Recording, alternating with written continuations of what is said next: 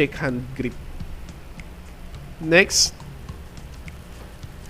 stance and footwork. Ito mahalaga to dahil sa paglaro po ng table tennis, mas mahalaga po yung pinaka footwork po ng katawan po natin, no? Proper stance and footwork in serving or receiving are just as important in learning table tennis as they are in tennis, badminton, or any sports skills that requires a constant alert player. Yan. Napapansin nyo po yun sa sa pinaka positioning ng paa po ng player na to. Yan, big sabihin po, buka ka. Ibig sabihin po talagang alert po siya kung may papasok pong bola sa court po niya. Ganyan naman po lahat ng mga players po natin. Alert po dapat.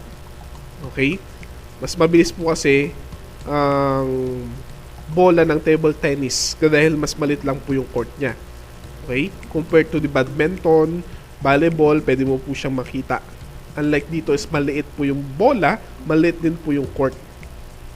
Okay, kaya po meron din kahirapan. Okay? Next, serving. Yung serving po natin, meron po tayong top spin serve with either a forehand and backhand stroke. The ball is put into play by projecting it upward from the flat free hand. As the ball hit the racket, we swung forward and upwards meets descending it. And the racket face is close, facing upward from the table and net. Okay, sa pag-serve po, makikita nyo po yung tao na po ito. Sa pag-serve po, kailangan pong ito po yung table po dyan po yung table. Yung table na po yan, kailangan po magkaparehas po yung kamay na yan. At dapat nasa labas po yung kamay once na nag-serve po tayo ng bola ng table tennis. Okay? As a player po ng table tennis po talaga, mas expert din po ako sa table tennis and badminton. Lahat po ng outdoor, maganda pong laruin po yan dahil sa exercise po ng katawan po natin. Then, syempre, para sa akin, forehand. Okay, sa paghawak ng kamay, shake hand po yan. Sa paghawak po ng raketa. Okay? Sa pag-serve po, dapat po hindi po natatamaan yung table ng raketa po ninyo. Okay?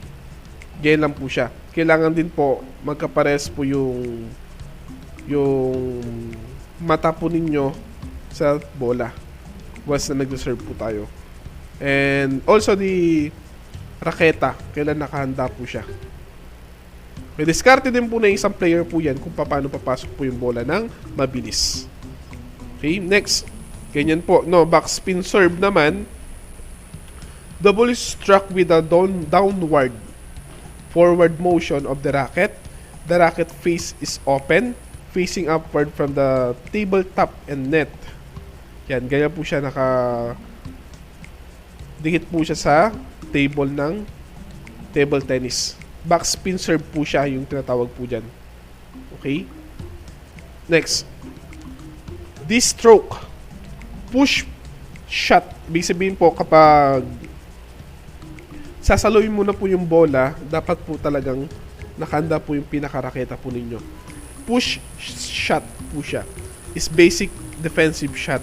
Ibig sabihin po, sa pagsalo po ng bola, wag nyo po siyang sobrang ipupush. Kailangan pong naka-steady lang po yung pinaka-raketa po ninyo. Dahil malakas pong bounce yan, mas na mabilis po rin po yung pag-serve na isang player.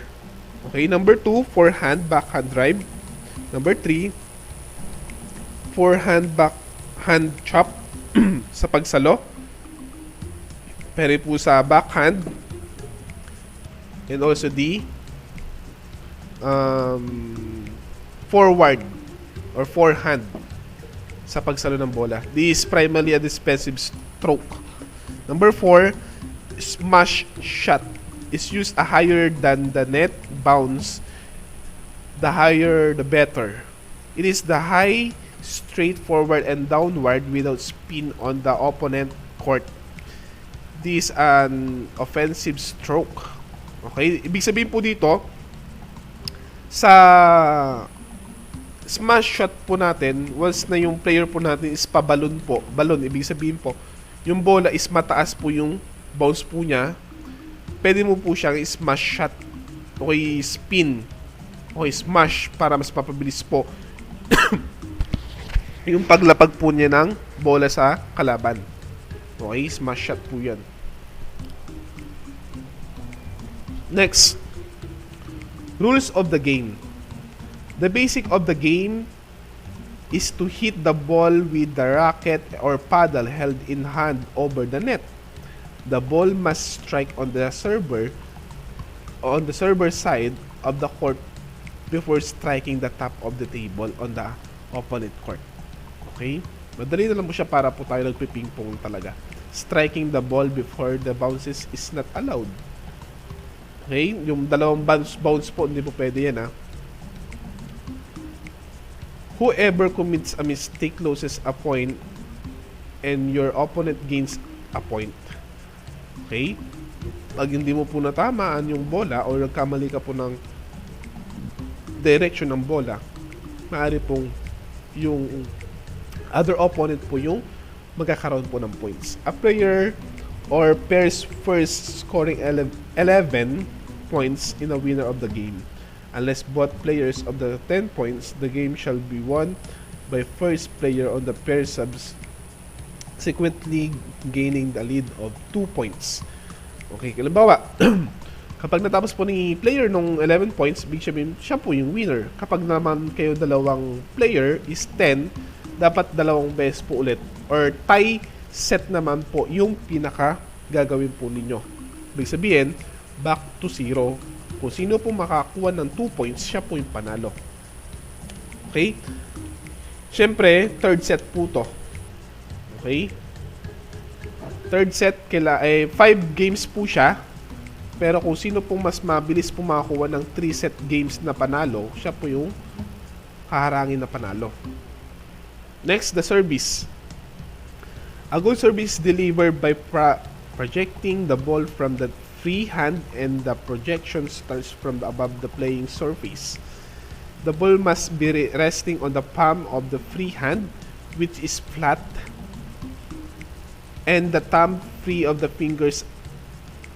As it starts or descends, the ball is struck so that the touches of the server court first, of then passing directly over the around the net touches the receiver's court. Okay? Sa service naman po, kailangan po talagang aware po kayo sa pag-service po ng isang bola.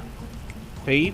As a good return for a service balls must be struck by receiving of the first bounce so that it's passed directly over the around of the net and touches directly on top of opponent court. Ibig sabihin po, kapag ikaw po yung nagsiserve, dalawang bounce sa table. Then, kapag magre-receive na po siya, isang bounce na lang po sa kanya. Okay? A point. A point is awarded to the opponent on the following circumstances. Ito po yung paano makakuha po ng points, no?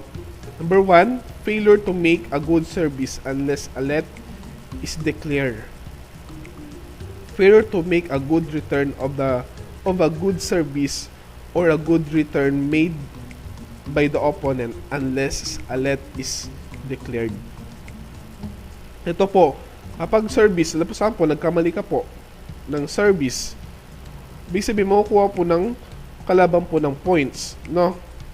Number 2, failure to make a good return. Yan, pag nag-receive ka, mali ka na naman po ng pag-return po ng bola sa kalaban, may points na naman po yung kalaban. If the player, the racket, or anything that the player wears or carries touches of the net or it supports while the ball in playing. Okay, pwede naman po yun. For example, ikaw nag-service, nag-net ng isang beses, ibig sabihin okay lang po yun. Pag pangalawang beses na po nag-net ulit, ibig sabihin score na po ng kalaban po yun. If the player freehand touches the playing surface while the ball is in playing, Number 5, if before the ball is in playing has passed over the endless or sideless, not yet having touched the playing surface on the player side of the table after being struck by opponent. It comes a contact with the player or anything the player wears or carries.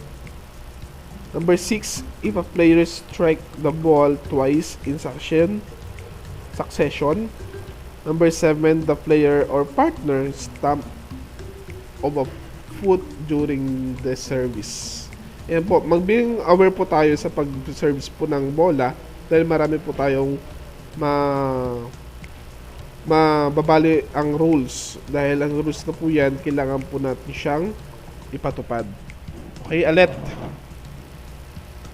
let ball which is then replayed is called the following cases. If the serve ball in passing over the net, the touches to its support provides that the service would otherwise have been good or volley by the receiver. Number 2, if a service is delivered when the receiver is not ready, provides stress always that the receiver may not be deemed unready if attempt a strikes over the ball is made. If either player are prevented by the accident not under his or her control from the serving a good service of a good return. Ayan po yung under ni let. So, ibig sabihin, kailangan pong maging aware po tayo sa pag-serve po ng bola po natin. Okay? At antayin po natin yung referee na magsabi ng scores bago po natin i-serve yung bola. Scoring, a point of scored by the side of the makes the last successful return pair. Yung sinabi ko po sa inyo kanina, kailangan pong maka 11 points po tayo bago po tayo manalo ng isang games. Okay? In 5 sets, kailangan 3 sets panalo ka para ikaw po yung winner sa laro na po yun. In play, the ball is in play from the moment it is projected from the hard in service until one of the following has occurred. It has touched one court twice consecutively. It has except the service touch each court alternative without having been struck by the racket immediately. It has been struck by either player more than once executively. Actually, hindi po to naman po napapansin minsan to. Okay, ang tip ko lang po dito, yung pag salo nyo po ng bola, kailangan po is hindi po masyado or hindi po talaga natatouch ng bola or yung court ng katawan po ninyo. Okay? The other observing, receiving, and ends. Ayun po, sinabi na po natin kanina. Mas maganda po i-actual po natin to. Pero hindi po pwede ngayon dahil may pandemic pa. No? Ayun lang po muna sa table tennis po natin. No? So, back to... Yan po, pakisulat po ito ha. History lang naman po siya. Yan, para mapabilis po natin yung discussion po natin. Nature of badminton po natin mamaya. No? Pakiano po yan sa next video po natin. So, that's the topic for table tennis dual sports game. So, let's proceed to badminton games. Okay, here's the topic of nature of badminton. Tapos na po tayo sa nature of table tennis. Okay, we have a history of badminton. In the late 1800s, badminton was very popular in England, wherein players wore tuxedos and gowns to play. The play spread to Canada and then United States in 1925 in badminton. It was included as official sports in Olympic Games with full medal Olympic in 1992. Today, there are over 45 countries accredited in the International Badminton Federations. So, alam naman po siguro natin ang badminton is more popular in the Filipino na naglalaro din ng badminton. Okay, what is badminton? Badminton is a racket sports played in an indoor in the rectangular court that is divided by a net which will be played by 2 single or 4 doubles. Ibig sabihin po, nilalaro po ito ng single.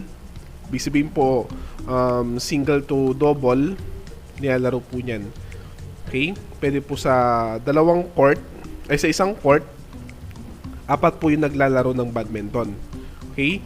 Then, meron din pong isang court, 2 court ang naglalaro po doon. That's what you call single and double players po natin. The players attempt to score a point by striking a shuttlecock with the racket so that it passes over the net and lands in the opponent's half of the court, or when the opponents make an error and cannot play back the shuttlecock back across the net. Ibig sabihin po, simple as that, kapag hindi po naibalik ang shuttlecock, ibig sabihin hindi po talaga mapapasayo ang score. Ibig sabihin, in the upper opponent, siya po yung magkakaroon po ng score. Okay? Then dito, like for example po yun sa court po natin, like for example, ito yung court. Across po yan yung pag-serve po ng raketa. Okay? Kung ma-actual po natin yan sa face-to-face, mas maganda po sana. Pero hindi po pwede. Okay, let's go back to rules of play. To determine who get the serves or sides, players spin a racket or toss a coin. Yan, kadalasan sa mga laro talaga ginagamit po yan, toss a coin. Or yung shuttlecock, ilalagay sa net kung saan po siya pumunta yung shuttlecock. Ibig sabihin, siya po yung may bola ng shuttlecock. Siya po yung magsaserve ng shuttlecock. A match is best of 3. Okay, best of 3 po yan para po siyang sa table tennis din. In one game, match is over when the reaches of 21 points, while doubles is up to 15 points. Sa table tennis natin, ilan? Sa table tennis po natin, meron po tayong 11 points. Okay? Dito po sa table tennis po natin, ay sa badminton po natin, meron po tayong 21 points. How about the volleyball? Ilan po? 25 points. So, ibig sabihin po, magkakaiba po sila ng points. No? Pag sa double po, 21 points. Okay? Sa table tennis po, kahit double po yan, is 11 points pa rin po. No? In a single mode naman po, sa badminton, meron tayong 15 points. Okay?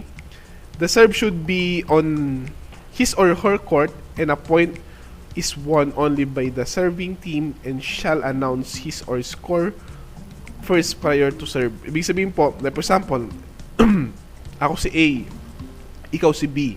Kapag sinabi po ng referee ng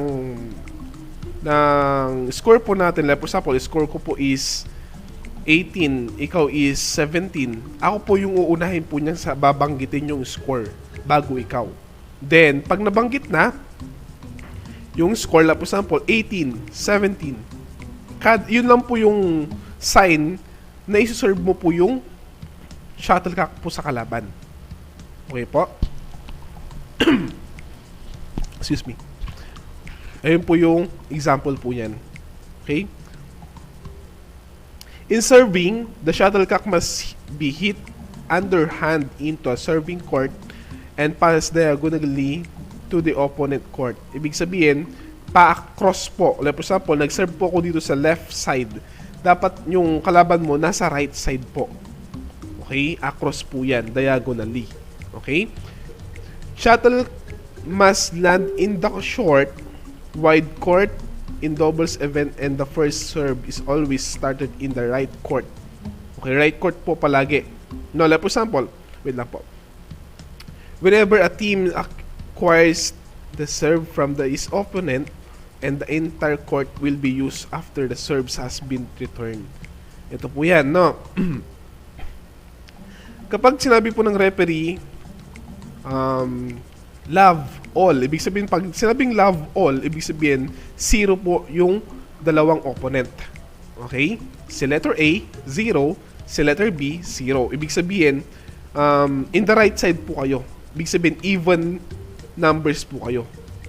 Okay, pag add numbers naman, 1, 3, 5, 7, 9, ibig sabihin po, dun po kayo sa left side. Okay? Ayan po yung ibig sabihin po ng pag-serve po ng shuttlecock. The rally is good even the shuttlecock or shuttle may hit the net and land in the proper court. Okay, kailangan po naka-land po siya sa another opponent po ng kalaban po natin para mas recognize po ng referee na tama po yung ginawa po ninyo. Okay? Service court should be alternative each time a point is made until the service is lost. Okay? Ayun po yung pinaka-service po ng badminton. Okay? Antayin po muna yung pinaka-referee magbanggit ng score, and then dun ka lang po mag-serve ng shuttlecock. All returns must be made before the shuttle hits the ground. Okay? Changes of side shall be done in each game, and the winner of the previous game serves the next game. Yun po, exchange lang po. Best of 3. Ika po nga nila. No? Ibig sabihin, mag-issues po kayo ng court. Ayun po yung ibig sabihin po nun. So, that's our topic for nature of badminton. Kung meron po tayong time, mas maganda po to sa face-to-face. So, yun lang po yung activities po. Nandun po yan sa Moodle site po natin. Then, quiz na rin po sa Moodle site po natin. Okay? That's all for today, and thank you.